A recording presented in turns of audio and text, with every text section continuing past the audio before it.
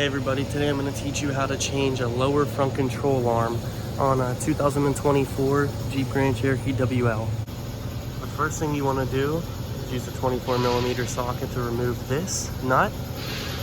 And then you'll also want to remove this nut, which I believe is a 17. So it ended up being an 18mm to remove this one.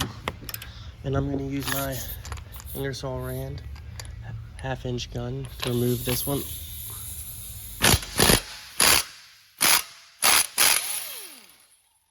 Simple as that. At this point in the video, I had managed to get the tension link or the lower control arm out and put the new one back in. It took me about 5 minutes.